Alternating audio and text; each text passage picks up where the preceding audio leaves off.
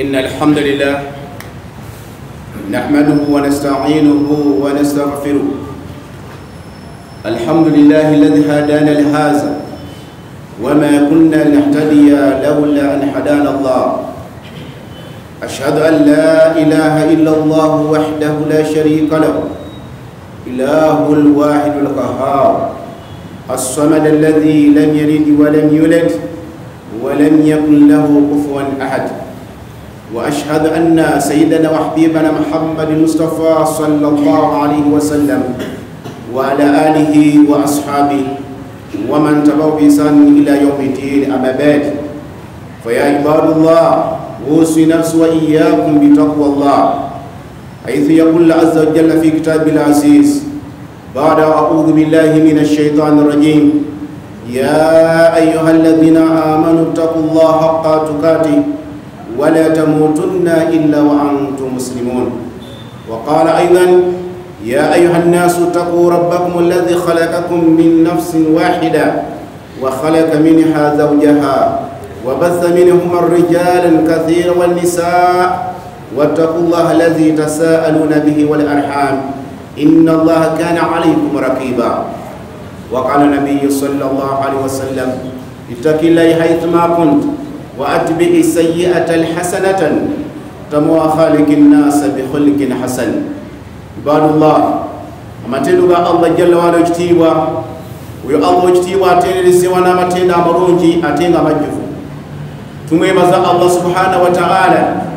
atujje ku juma ewedde n'atussa ku juma eno ey'olwaleero. Mbale yaffe gye tumanyiridde eno ejjuma yakubiri mwezi era ogusooka nga bwe twagimanyirira. Tumwebaza Allah ekitiibwa obulamu bw'atuwadde na byonna Allah ekitiibwa byatukoledde, ebyo byonna bye tuyiseemu nga bwe tukyali abalamu. Allah tumwebaza mwebaza, akeesiso ne tumwebaza Allah okubeera nga yatufuula ne tuba nga tuli basiraamu, ne tuba nga ate tuli basiraamu ab'omulembe ogusemberayo ddala, nga tuli ku mulembe gw'ekitonda byena Muhammadin sallallahu alaihi wasallama, omulembe ogw'enkomerero, nga tewagenda kubeerayo ddiini endala yonna egenda okujja oluvannyuma, era twagenda kubeerayo nabbi mulala yenna agenda okujja oluvannyuma lwa nabbi Muhammadin sallallahu alaihi wasallam. Tegeeza nti ffe abasemberayo ddala omulembe ogwayagalibwa bannabbi abaasooka, kubanga mulimu Allah bye yalaganga n'ababikulira ku mulembe guno bugenda okubeera, n'abantu baago n'ebyo bagenda okukola nga babikolera mu ddiini. Bannabbi abo beegombanga nnyo omulembe guno, n'abantu abalala nabo beegombanga nnyo omulembe guno, ne bagamba singa omulembe ogwo gwali gwaffe oba singa mbeera mulembe ogwo, ne beeyama okubeera nti babirako ne kye bakola. N'olwekyo tuli mulembe omulungi, tumwebaza Allah ekitiibwa yatufuula okuba nga tuli basiraamu. Nensaba Allah ekitiibwa asebenga n'emirembe ku nabbi waffe Muhammadin sallallahu alaihi wasallama, oyo Allah ekitiibwa gwe yatuma ng'amutumye eri abantu bonna nga bwe yatugamba mu Qur'an nti wama arsalnaka illa rahmatan lil alamin. Tetwakutuma gwe Muhammad sallallahu alaihi wasallama Allah talina kigendo ekirere kyamutumya, wabula Allah agenda kutuma gwe Muhammadi ng'oli kyakusaasa eri ebitonde byonna, si bantu bokka, wabuli ng'oli kyonna ekiyitibwa ekitonde. Lwekyo abantu basaba Allah ekitiibwa asebengera ku ye. Allah yatulagira okubeera nga tumusaalira olw'omulimu ogw'etendo gwe yakola, okubeera nga tumusabira, nga tetumusabira nti oba alina ezzambi, wabula tumulwana, kubanga kiragiro kya Allah olw'omulimu ogw'etendo gwe yakola ogw'okutambuza kalimatu la ilaha illallah, ekigambo ne kitambula mpaka n'essaawa eno ekibanga naffe abali nti kyatuukako, newankubadde nga eri mu Saudi Arabia. Baitu abakkiriza nga nkimaze koti omwoyo gwange nejjamu okubeera nga tutya nnyo Allah jalla wala ekitiibwa, oyo omutonzi w'eggulu n'ensi. Tubeere nga tutya nnyo Allah subhanahu wa ta'ala. Eze aya zensomye era zisomebwa buli lunaku, sigenda kubeera nga nziddamu amakulu gaazo, naye ali muhimu naamira omwoyo gwange nejjamu okubeera nga tutya nnyo Allah jalla wala ekitiibwa. Tubeera fulwale mufunzo obw'ekitalo ennyo egenda kutambulira ku kigambo da'awa, egenda okubeera nga etambulira. Lwaki da'awa? Era lwaki Allah yatutuuma okubeera nga tuli ekibiina ekirungi? Kiki ekyagendererwa Allah atutuuma ekibiina ekirungi? Ekyagenderera mu kyo ye da'awa. Allah subhanahu wa ta'ala ategeeza mu Qur'an ekitiibwa, yatugamba nti n'agamba kuntum khayra umma, mwe abasiraamu mwe ekibiina ekirungi, mwe ekibiina ekirungi, ukhrijat linnas, ekijiddwa eri abantu bonna, muvudde eri abantu bonna, nembaleeta nemba w'eddiini busiraamu Allah n'atugamba nti mw'ekibiina ekirungi ta'muruna bil ma'ruf wa tanhawna 'anil munkar mubeerenga mulagirira empisa ennungi mubeerenga musinza empisa enkyamu ogwe mulimu Allah subhanahu wa ta'ala gweguvuddeko n'atuwaana n'agamba nti mw'ekibiina ekirungi ekibiina Allah ekitiibwa ky'awaana awaana ummatu Muhammadin sallallahu alaihi wasallama gyawadde ranka y'obulungi mu bibiina byonna ebyali bitumiddwa mu nsi muno Allah n'abanga kyawaanye Allah subhanahu wa ta'ala bw'amala okwogera ekigambo ekyo ng'atuwadde omulimu gwe tulina okukola ng'amaze okubeera nga atulagira omulimu gwe tugenda okukola era n'agenda amaaso n'agamba walitakun minkum umma yad'uuna ila alkhayr mumwe mujja kubeeramu ekibiina ekigenda okubeera nga kyongera okwola kireeta eri abantu obulungi kireeta eri abantu eddiini ya Allah kireeta eri abantu eri obusiraamu kibaleeta eri tawhid bategeera okwawula Allah jalla wala ekitiibwa ebyo ebigambo Allah subhanahu wa ta'ala abisa ku nabiyina Muhammadin sallallahu alaihi wasallama nabo bonna abaamugoberera abaali mu kaseera ako ng'ebigambo bikkira kubo nga Allah baalagidde nga Allah bagambye Allah subhanahu wa ta'ala kyava agenda amaaso n'agamba qul bagambe go Muhammadi sallallahu alaihi wasallama hadhihi sabil qul hadhihi sabil bagambe nti lyo lyekkubo lyange Muhammadi balagire basahaba abo abagoberera n'abasiraamu bonna abagoberera obagambe nti lyo lyekkubo lyange kubo kyeryo ekkubo lya busiraamu ino yeddiini yange Allah bategezeku abategeeza ddiini busiraamu eno yeddiini yange qul hadhihi sabil ad'u ila Allah yekooleramu abantu okujja eri Allah jalla wala ekitiibwa nze ekkubo lyenkutte kukoola abantu okubaleeta eri Allah subhanahu wa ta'ala ala basiratin Nabi sallallahu alaihi wasallam ekitiibwa amugamba nti bagambe ng'okikola nakumanya olina knowledge olina okumanya okwa waggulu nosonga lwaki obakoola bajja eri Allah subhanahu wa ta'ala Allah n'ayongerako n'agamba nti ana waman ittaba'ani bagambe nti gwe Muhammad sallallahu alaihi wasallam gwe kennyini gwasooka waman ittaba'ani n'abo abagoberera bagambe nti lyekkubo abantu balina okuba nga bagoberera lye balina okuba nga bakooleramu abantu bajja eri eddiini ey'obusiraamu bajja eri Allah subhanahu wa ta'ala basobole okubeera nga bamwawula ab'ebituwa bakkiriza daawa empisa y'abannabbi daawa enkola y'abannabbi teriyo Allah ekitiibwa gwe yatuma nga takola daawa ennabbi taliyo kyova olaba Allah ekitiibwa yatugamba mu surati al-Anbiya essula ya 21 aya 25 Allah yagamba nti wama arsalnaka min qablika min rasulin illa nuhiya ilayhi annahu la ilaha illa ana sirinayo nabbi yenna gwe nali ntumye ku luvannyuma lwa Muhammad sallallahu alaihi wasallam nga tunatumibwa sirinayo nabbi yenna gwe nali ntumye wabula buli nabbi yenna namutuma ng'amutegeesanga wateri katonda asinza omulala yenna okujjako nze bannabbi abo bonna nabatuma batekola omulimu ogwo bategeeza abantu tewali musinzi wa yenna asinza amazima okujjako nze fa abuduni n'olwekyo bantu balina okuba nga bansinza balina okuba nga bantegeera gwe mulimu nabbi sallallahu alaihi wasallam agwenkuwadde ebyo bigambo Allah subhanahu wa ta'ala abinyumiza nabbi ategeere nti obuyinza Allah bwamuwadde omulimu Allah bwamuwadde munene kubanga mulimu gw'abannabbi abeeyitibwa daawa y'abannabbi daawa enkola y'abasahaba basahaba bakolanga omulimu gwa daawa fadlun azim daawa kikulu nnyo ery'obusiraamu bimaana lwaki kubanga obusiraamu al islaamu huwa daawa wa daawa huwa al islaamu obusiraamu ye daawa ate daawa bwe busiraamu obusiraamu ye daawa ate obusiraamu ye daawa kitegeeza ki nti singa daawa teriiwo osanga obusiraamu tewandibadde nga butuukako singa obusiraamu tebuliiwo era daawa tesobola kukolebwa ate neekolebwa atya nga obusiraamu tebuliiwo nsobola kibagamba daawa bwe busiraamu ate obusiraamu ye daawa baswaba bwe bakitegeera mujjukira bulungi nnyo Nabbi sallallahu alaihi wasallam ng'asembusa okuva e Makka okugenda e Madiina bwe yatuuka nga nabakuyingira mu kibuga eky'e Madiina abaali batuuse e Makka oba baali batuuse e Madiina waliwo omuzikiti Nabbi sallallahu alaihi wasallam gwe yassaawo n'agamba nti eno ye marikazi yaffe ne bazimba omuzikiti ne bazimba omuzikiti n'agamba nti eno ye marikazi yaffe baswaba ne basomera omwo obusiraamu baswaba tebaakomaawo baamalanga okusoma nga bagenda okusaasanya daawa naye nga basinziira balina marikazi gwe basinziira bikitegeereka nti daawa nkulu nnyo naye Allah subhanahu wa ta'ala bw'amala okubeera nga abawadde omulimu ogwo Allah yayogera ebigambo bino ze aya zinebbiri zenjagala tubeere nga tuzejjukanyako nazo tubeere nga tuziwulira Allah subhanahu wa ta'ala yagamba n'agamba mugenda akola daawa naye abantu mugenda okukola mu daawa balina ensonga bbiri nsonga ki ze balina Allah subhanahu wa ta'ala ategeeza mu surati Saffa essula y'enkaaga mwemu aya y'omunaana Allah yagamba nti yuriduna liyutfiu nura Allahi biafwaihim yuriduna liyutfiu nura Allahi biafwaihim abantu bemugenda okukola mu ddaawa abantu bematumamu abantu bazibu nnyo bwekigendeera kyabwe banoonya okubeera nga basaanyawo eddiini ya Allah nga bakozesa emimwa gyabwe bagenda kubafetyenka bagenda kwogera bigambo bingi bagenda kubeera nga babatyoboola ng'ekigendeerwa diini ya Allah erimu okubeera nga esaasaana kitangala kya Allah kiremu okubeera nga kibuna ensi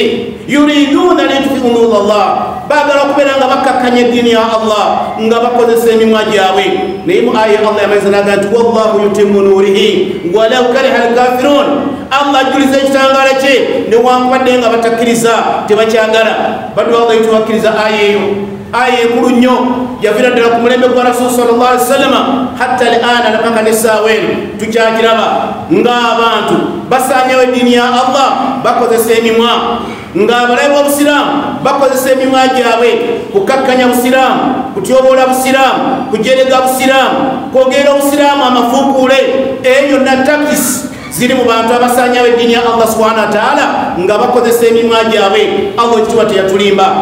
nga waliwo aboogera nga boogera mu ddiini ani wabeera aboogera nga boogera mu politics ani wabeera aboogera mu ango ndala abo bonna abalabe bakumidde obusiraamu bakozesa emimwa gyabwe bwe twogera ku bantu aboogera nga bali mu saidi y'eddiini Allah ekitiibwa yebogerako mu Qur'an n'agamba nti waqaalu abantu abayimira ne bagamba lan yadkhula aljannata illa man kana hudan aw nasara boogera ne bagamba teri agenda okuyingira ejjana teri agenda okuyingira eggulu okuggyako nga ali bamuyudaayo oba mukristaayo Surati Bakara aya 10:11 Allah ekituuba batugezesa ensonga eyo abatulimba Allah tatulimbanga olwaleero abantu boogera baga nti wonoosaala togenda mu ggulu ne bw'onooyambala hijabu togenda mu ggulu ne bw'onoofuna obuusu n'onaaba togenda mu ggulu eyo yonna kukkakkanya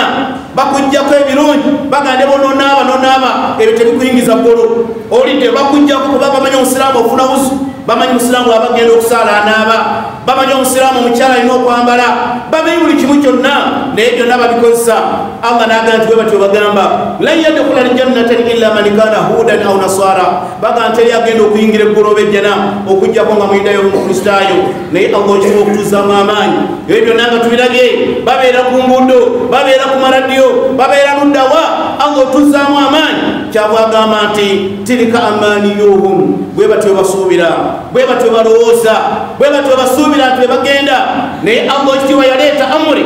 n'aleeta ekiragiro naga nti qul bagambe eno kino kiragiro fil amuri kiragiro Allah nga yalagidde qul bagambe haatu burhanakum muleete obujulizi bwammwe in kuntum sadikin bwobeera nga mwogera ge mazima ekyo Allah n'abanga atuzizaamu amaanyi kitegeeza nti aba ne banooyogera ne banagamba nti bagenda mu ggulu Allah atubadde challenge abaga nti bagambe baleete obujulizi obanga kyeboogera ge mazima nga bagenda kitegeeza nti Allah yakimanya oba oliwa mu bitabo byabwe basoma mu bitabo byabwe beewandiikira teriyo ekigambo kyonna kisobola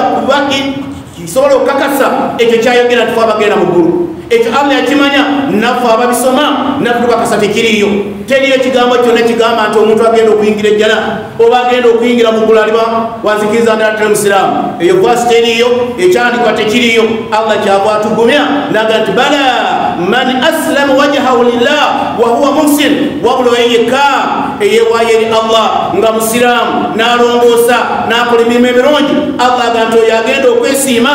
Allah n'akonamu sitampu nga bagenda okuyingira ejjana beba abeewaayo Allah subhanahu wa ta'ala abasiramuka ne badda eri obusiraamu ne badda eri tawhid ne bategeera Allah waabwe Allah aga nti bagenda okubeera nti bayingira ejjana bwebitwa bakkiriza ekigambo Allah aga nti bakozesa emimwa era netwaba kyebagamba Allah ekitiibwa teyakomaawo n'agamba mu surati Anfal essula y'omunaana aya 36 Allah yogera ekigambo kyo n'agamba nti inna alladhina kafaru mazima abatakkiriza yunfiquuna amwalahum bawaayo ennyo emaali yaabwe liyasuddu an sabilillah ng'ekigenda okubeera nga basaanyawo eddiini ya Allah wali Allah aga nti bakozesa emimwa tegeeza wali aboogera bagambye aboogera buli omu abamanyi naye wano Allah akozeseza nti bawaayo ensimbi zaabwe bawaayo nnyo ensimbi zaabwe liyasuddu an sabilillah kusaanyawo eddiini ya Allah subhanahu wa ta'ala bakozesa sente kubanga balina sente Allah teyakoma okumanya nga ekigambo kinene yagamba fasayunfiquunaha kyabaga nti bajja ziweerayo ddala era mutufa waayo sente mu bintu byabawaayo nnyo sente ng'ekigendererwa kiki kusaanyayo ddiini ya Allah subhanahu wa taala. Ebyabadde ono nga lumu temwabiraba, nze nabirabako kubanga genda mu kisaawe nendaba nentambula mu bisaa byonna nga mpita ku gudo mpolampola bwe netegereza, naye ng'ebyaliyo byali binene naye nga abasiraamu gye bali. Oyinza okubanga omusiraamu omu nga naawe ozze wano naye nga kugumu wali mu kisaawe ogenze ne bapasita bakusabire, bawaayo n'essente zaabwe. Amataale gaali waggulu mwagala bagalinga ga disco, twagalabanga ga disco naye era kuno gabeereeyo. Lwaki? Kuwaayo ssente, kudikratinga, kukola buli kintu kyonna kunyumisa abantu basobole okubeera nga bategeera oba oli awo bwe batuufu. Abasiraamu baaliyo, hijaabu naziraba zaaliyo. Abasiraamu abalina sigida baayita ku makya nga mbalaba, kuba nali ngenda na Kampala ku makya okubasya wayiwayi nga ntudde nendaba abasiraamu abavaayo nga bavudde esaawa emu, bonna bava emalu kuba bali nyeeno, bonna bali mu hijaabu, bonna baddugadde naye nga sigida ziri mu maaso. Naye ntulala yadde omutima nenkaba nengamba ya Rabbi. Naye lwaki? Kubanga abantu basuubira bawaayo sente nga basuubira nti oba leeta ekitoovu, naye Allah aga nti bawaayo sente zaabwe kubeera nga basaanya eddiini ya Allah. Fasayunfikuunaha, bajja ziweerayo ddala. Allah era nazituuzaamu amaanyi naga thumma takuna alaihim khasaratan, naye bajja kufiirwa, bajja kukola hasaara. Esente ze banaawaayo bajja kubeera nga bafafaagana, bakola hasaara njereere. Thumma yughlabun, ate oluvannyuma bagenda kuwangulwa. Ekyo Allah naabanga era azizaamu umma oyumma y'omusiraamu amaanyi. Dagala nti mutya abantu badde banaawaayo sente ng'ekigendera okusaanyawo eddiini ya Allah, kubeera nga balima beeta abantu basomeseze bwereere. Gwoweeyo omwana naye ng'agenze mu kkanisa kubanga musomesa bwereere, zo zonna sente. Ne bakuleetera buli kimu kyonna sente, liyasuddu an sabilillah, kusaanyawo eddiini ya Allah. Naye Allah yagamba nti kukomere bagenda kufiirwa, bajja kufiirwa nga bombe basomesezza ng'ate be basiraamu ddala. Abamu babaddeyo sente bateekako nnyo obwongo nga mwana wa ate be bagasa obusiraamu. Thumma yughlabun, oluvannyuma bagenda kubeera nti bawangulwa. Naye bagenda kuwangulwa batya? Musiraamu nga ddaawe ekikoleddwa tebagenda kuwangula buwanguzi. Tusaale busaazi tugende tuga alhamdulillah inna lillahi wa inna ilaihi raji'un, oba tubeere mu tasbihat. Nedda, daawa ng'ekoleddwa kuba Allah ekitiibwa atugambye ffe abalina okukola daawa wa itakun minkum umma yad'una ila alkhair. Basiraamu beeremu ekibiina ekigenda okukola daawa. Umma y'obusiraamu olw'abasiraamu, daawa abasiraamu ddala tugikoze ddala. Umma y'obusiraamu eri ku busiraamu, daawa tugiteeseemu amaanyi. Ensi yonna saagala otunule Mbaale, saagala otunulire watunulire ensi yonna bwefaanana, tunula Uganda yonna bwefaanana, tunule n'ensi y'abasiraamu bweri mu Uganda yonna, otunulire n'ensi y'abasiraamu. Ddala singa yeesa obusiraamu daawa, eyo beera daawa, bakolebwako daawa. Abantu bamanyi kye bayita obusiraamu, abantu bamanyi kye bayita eddiini y'obusiraamu, bagiwa valyu oba tebagiwa valyu. Embeera bwefaanana lwaki? Ntaddaawo abantu agireka ne tusigala abasiraamu ba bulijjo. Alhamdulillah, tujja kusoma, tujja kusaala, tujja kusiiba, tujja kukola hijja, ebyo na tujja kubikola naye nga tuli basiraamu. Tuli basiraamu ba bulijjo naye nga imaani mitima gyaffe, imaani y'eddiini y'obusiraamu nga teriimu. Ebitaali ku mulembe gw'abasahaba, basahaba baalumirirwanga nnyo nga buli musiraamu alumirwa musiraamu nne, nga buli musiraamu ayagala musiraamu nne, nga buli musiraamu ayagala obusiraamu butuuke ku muntu. Ekyo abasiraamu baakirina. Nze olwayo abasiraamu buli omu alumirwa munne olwaleero, buli omu asaasira munne abasiraamu, era buli omu awulira munne n'awulira ekiseeri munne. Ddala ddala tukirina oba nedda? Buli omu ali ku bibye. Kitegeeza bwe tubanga tusobola kumirwagana kati ate abeebweru abalumirwa tutya? Basiraamu ebituwa bakkiriza tuzze obusiraamu obujja, tumanye ekyatutumya. Allah kiki yatuwa? Allah yatugamba ki? Allah kiki yatulagira? Ng'amaliza kuba yaffe n'esooka, Allah yagamba nti waman ahsanu qawlan mimman daa ila Allah wa amila salihan wa qala innani min almuslimin. Allah ekitiibwa agamba nti ani asinga ebigambo eby'ebbeeyi, ani asingayo ebigambo ebirungi ku lulimi? Mimman waman ahsanu qawlan mimman daa ila Allah, ng'oyo akoola abantu okujja eri obusiraamu. Allah ganti abuuza ekibuuzo nga tayagala omwe ansa. Ani asinga ebigambo ebirungi ng'omuntu agamba munne nja tugende tusaale? Ani asinga ebigambo ebirungi agandi munange nja tugende mu ddarasa tugende tusome? Ani asingayo ebigambo ebirungi ng'akoola abantu abatali obusiraamu bajje bayingira obusiraamu? Allah abuuza ani? Ani gwe mulaba? Wa amila salihan, Allah naga nti bw'amala okukikola takomaawo naye akola emirimu emirungi, abeera mu bantu abakola emirimu emirungi Allah gy'asiima. Waqala, nalangira naga nti innani, nagamba amazima tuli basiraamu. Allah naga nti wamala nalangira tuli basiraamu. Tegeeza ekigambo ky'okulangira obusiraamu Allah yakyogedde, teriyo kigambo kisinga bbeeyi. Allah bwagambye mu Qur'an omuntu akoola abantu okubaza eri obusiraamu bw'ogamba munono ganja tugende eri obusiraamu tugende tukola emirimu gy'obusiraamu Allah akuwanye agamba teri akusinga bigambo byonna mugambo bingogera bingi ku nsi mwogera bya Arsenal mwogera bya Nopo kasaawa eno simanyani mwogera buli muntu alina ebigambo byayogera naye Allah ekiro yitwa challenge n'agamba teri ebisinga ebyo baddu Allah yitwabakiza tuyitize ebigambo ebyo bigumiza ffe tuyitize okubeera nga tukoola bannaffe badde eri obusiraamu tukuyitiza ennimi zaffe okubeera nga tukoola abantu basiramuke olwaleero challenge yakyuka nti oba atali musiraamu ate yakoola abasiraamu balogoke atali musiraamu yakoola abatali basiraamu yakoola abasiraamu tujje gyali naye nga Allah agenti gwasinga lwaki nti obusiraamu twabusirikira mbawe ekyokulabirako kiringa omusajja omu yagamba nti abasiraamu balina ekintu ekyebbeeyi naye tebalina asobola okwogera busiraamu tebalina advocate w'obusiraamu tebabulina naye ngaobusiraamu bakutte bwa bbeeyi kyava agiraganaga nkiringa bulaba omusajja abasajja abalima ennyaanya ku sizoni ey'ennyaanya balima bulungi ennyaanya naye nga balimidde munankani distance zanjawulo ono ava omulala n'amugerera enkuba n'etonnya ennyaanya ze bwamawati ne zibeerako ebinankani ebinjayinja kwegamba ne zifuluma nga zengedde naye nga ziriko ebintu ebiddugavu oli n'alima ennyaanya kano n'amugerera nga ezze ennungi ne zivaayo nga zonna nyirivu nnyo nga bwolaba ennyaanya bwennyinira buli omu gye yeegomba okulya ku mbisi kati gwalimye ennungi musajja aga nti oli n'azinoga n'aziteeka mu kabada n'azipanga ebibbo n'azirekawo mu lumu ye kati ate ono eyalima ennyaanya nga zirikooko ebinankani binjayinja ziriko ebiddugavu n'azitwala mu katale ekibuuzo bwazitwala mu katale bazigula tebazigula ansega nti bazigula kuba situmujja kuddamu mulimu kutuba bajja zigula lwaki zeziriwo ennungi teziriiwo bajja zigula ennungi basibidde mukabati tebamanya wajja eziro baki teziriiyo bajja kugula zino era ajja kumaliza naye ng'atunze n'aga nti bwe obusiraamu bulungi abantu babutereka buli mukabada ebuli wabweru birala byebiriyo eddiini eziri wabweru ezogereza abantu ndala osobola ki abantu bazeeyunira lwekyo osobola ki abantu bazaagala kubanga zeziri abantu balaba obusiraamu abantu babutereka mu kabada osobola ki basiraamu era naawe mukimanyi gutumala obusiraamu buli omu atambula n'agenda emyaka gitumaze twabadde ne amiraati wamasudini wamumano netwebuuza luganda kati basajja tuli myaka 4 naye njagala tulageyo wadde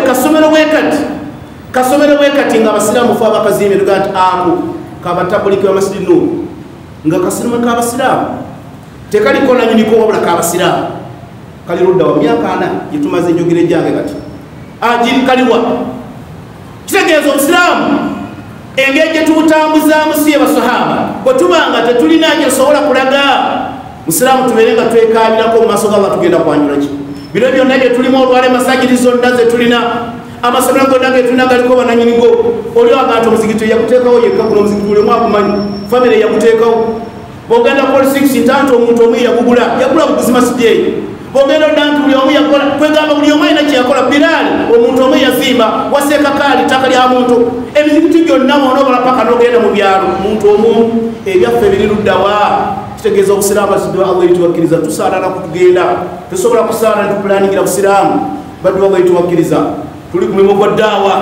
fe eimu yaffe yakoola batali basiraamu hadisi ya nabi sallallahu alayhi wasallam etuukirire nabi yagamba umirtu an uqatilu nnas nalagira okubeera nga anwanyisa abantu hatta yashhadu annahu la ilaha illa Allah okutuusa bajja okakasa nti eriyo atasinzibwa mulala yenna okujja ku Allah subhanahu wa ta'ala basiraamu gwe nimugo tuliko gwa ddaawa tutegesa olukuŋŋaana gaggadde olugenda okubeera mu kisaawe naye ngaekigenderwa kiki baddu Allah abantu abo bajje mubaleete tubabuulire kubanga muzigi tebasobola kujjayo mu muzigi tebasobola kujja wano Allah agenda basaba obujulizi tebasobola kujja wano kitegeeza tubakuŋŋaanyisa we bagenda okubeera nti babeera tubasaba obujulizi muleete obujulizi wamwache mu kibo kyo kyekituufu naye ojja kusaba abasiraamu abo tebeefiirayo tebakwatako musiraamu nkusaba kikwateko kubanga ekyo kyali okuba nabbi ekyo kyaliwo ne ku mulembe gwa nabbi Muhammad sallallahu alaihi wasallam nga bamubuuziza ebibuuzo nabbi sallallahu alaihi wasallam n'ayanukula nga bamukuŋŋaanyiza abantu abasukka emitwalo 12 bamukola challenge bannabbi bonna bakolebwa challenge olw'ettayimu eweddeko olwakutuba mujja kukkiriza nkomaawo olwekutubere nesooka naye basabadde Allah etobakkiriza twenyigire mu ddaawa buli wobeera ku mulimu gwo sigamba nawe okuŋŋaanira abantu mu kisaawe buli wobeera ku mulimu gwo musiraamu gamba omuntu asiramukire mulina abantu bemukozesa kizibu nnyo okumugamba asiramuka mutya wallahi mutya okugamba abantu bamu musiramuka fuula betwala bannyinaffe mu mino gyabwe mu maduuka gaabwe mu malokabisi gaabwe mu supamaketi zaabwe wallahi babakuba enjiri olowooza nti mwana musiraamu omwana yalokoka dda bamukubadde enjiri fe abaffe betulina betukozesa kizibu nnyo okumugamba asiramuka ng'omubudaabuda ng'omubuulira obulungi temwagala abantu batya batu Allah etobakkiriza ddaawe eri buli musiraamu yenna nabbi sallallahu alayhi wa sallam nti ballighu anni walaw aya muntu osizeeko bakano wakubadde olina aya emu yokka nabbi akuwadde challenge olina aya meka surati al-Fatiha ina aya 7 naye nabbi akuchallengezaga nti tuusa obubaka bwange eri omuntu atali musiraamu wadde olina aya emu yokka barakallahu lana wa lakum fil Qur'an azim ونفعنا بذكر الحكيم وتوب الله كما كان بذنبه واستغفرنا غفور رحيم وتوب الله ان الحمد لله نحمده ونستعينه ونستغفره اشهد ان لا اله الا الله واشهد ان محمدا عبده ورسوله bitwabakiza matumaza kubefere yokubiri namwe mugano bamukubira matinyo Allah subhanahu wa ta'ala tumalizane ayim badu Allah yitubakiriza Allah yitiwe yatuzamu amani Allah natugumya natugamba surati zuhru fi sura tutala nyo gisoma era sura eno buli musiraamu yandibadde nga aya ibeera mugongo nga agimanyi kikulu nnyo kubanga aya ezzaamu abasiraamu amaanyi Allah agenda agamba ku yaumul qiyama agamba nti ya ibadi abalimu abasinza bange abaddu bange abawulize ku lunaku olw'ekiyama nga tuuse mu maaso ge nga tewaliyo muwolereza mulala yenna olunaku olugenda okubeera oluzibu okujjako emirimu gyo nga gye gikweyimirira naye Allah agenda kuwola agamba nti ya ibadi abalimu abasinza bange abaddu bange abali mu nsi nga muli bawulize la khawfun alaykum alyawm tewali kutya kumu olwaleero Musa abantu mutambula mutya bamama mwebikira naye nga abamu batya bwe batuuka bika byabwe bejjako betya abamu ne beebikira naye nga batya naye Allah agenda agamba nti olwaleero la khawfun alaykum alyawm wala antum tahzanun tewali kunaku wadde kola ki wadde okweralikirira alladhina amanu bi ayatina Allah agenda agamba nti abali mu nsi nga muli bakkiriza mwali bakkiriza amateeka gange makkiriza ebiragiro byange makkiriza bye nabagamba okukola wakanu muslimin ate nga mwali basiraamu uliza akakuliza akaliko baali bakkiriza ate nga basiraamu singa Allah yakoma okigambo nti bakkiriza obusobo lyawo ddiini ndazandibadde ziyingirawo naffe tuli bakkiriza kubenda kuzina olubu obuza omutaga nange nimukkiriza naye Allah ateeka okuba bakulukulizo alladhina amanu bi ayatina wa kanu muslimin baali mu nsi nga bakkiriza ate nga basiraamu uliza Allah kyagenda obagamba agenda balagira agamba nti udkhulul jannatan muyingire ejjana yo mugiyingire mwali bakkiriza mwakola emirimu gye nabatuma mwakola kye nabagamba udkhulul jannatan antum mwabasajja muyingire ejjana wa azwajukum n'abakyala bamwe tukubalona nga muli musanyu baddu Allah yutukiriti abakkiriza eyo aya eringiza abasiraamu abakkiriza abasajja n'abakyala kubanga olwatuuza okusaala abakyala gye bali bagenda kusaala basaala yaabwe abasajja tugenda kusaala yaffe naye Allah bwe yatuuka mu jjana yatugatta ngenda baga nti muyingire ejjanamu abasajja n'abakyala bammwe waliwo abali wano nga abakyala tunasi basiraamu musiraamu muleetaawo tomanya wandibanga oyogedde biganyi naye muleetaawo sobola okuyingira ne mukyala wejjana kuba omwagala nnyo muleetaawo mu kisaawe tuyingiza abakyala baffe ejjana mirimu gye tukolanga nabo bagikola goza okusaala mukyala wo kyobeera omusiraamu ye Fatuma Maimuna tasaalangako tobula byasola si byaliko naye Allah agenda tubagenda baga muyingire ejjana mu basajja n'abakyala bamu kitegeeza nti wali omusajja agenda okuyingira ejjana omukyala tayingidde ate bw'oliba oyingidde ejjana nga omukyala tayingidde naawe ogenda kusigala lwaki kullukum ra'i mwena mwena muli balunzi nabbi bwagamba omukyala agenda agamba nti waŋŋamba nolwekyo basiraamu tukiza obaka Allah bwe yatutuma lwakutuba biidhnillah mukkirize tukomaawo nga mbalamira basiraamu ddaawe gye tugenda okukola ku lunaku olwa Sande mbasa abasiraamu mugiwagire nnyo tukolera mu bubi bw'amaanyi tupiisa n'abasajja abalina ssente abalina buli kalonda yonna naye olw'obuyinza bwa Allah nga Allah bwagaye nti wallahu yutimmu nuurihi Allah ajuliza ekitangala kiwallahi obusiraamu butambula obusiraamu butambudde n'olwekyo mwe abaliwo fe abaliwo ku mulembe guno naffe tulina okukola ekyo ekisaanidde okubeera nga tukola abalijjo oluvannyuma nga tetuliwo era Allah alireeta abala era obusiraamu ne butambula naye bwe tubanga bwe tuli wallahi Allah tubunaanyaku ffe nze naawe kubanga ffe abaliwo essaawa eno sala kwa kitonda bila Muhammad sallallahu alaihi wasallam نبي قال من صلى عليه صلاة واحدة صلى الله عليه 10. اللهم صل على محمد وعلى آل محمد كما صليت على إبراهيم وعلى آل إبراهيم وبارك على محمد وعلى آل محمد كما باركت على إبراهيم وعلى آل إبراهيم في العالمين إنك حميد مجيد. ورضى اللهم عن أربعة خلفاء الراشدين أبو بكر وعمر وعثمان وعلي وعن ستة البقية. اللهم اعز الإسلام والمسلمين، اللهم اعز الإسلام والمسلمين وأذل الشرك والمشركين ودمر أعداءك أعداءك الدين برحمتك يا أرحم الراحمين. اللهم اهدنا واهد بنا واهد الناس جميعا، اللهم اهدنا واهد بنا واهد الناس جميعا. اللهم اجعل كلمة لا إله إلا الله هي العليا وكلمة الكافرين السفلى يا رب العالمين. اللهم ثبت أقدامنا وانصرنا على القوم الكافرين وانصرنا على القوم الظالمين وانصرنا على القوم المشركين برحمتك يا أرحم الراحمين. اللهم اغفر لوالدينا وارحمهم كما ربنا صغارا. ربنا آتنا في الدنيا حسنة وفي الآخرة حسنة وقنا عذاب النار. وصلى الله على سيدنا محمد وعلى آله وصحبه وسلم والحمد لله رب العالمين.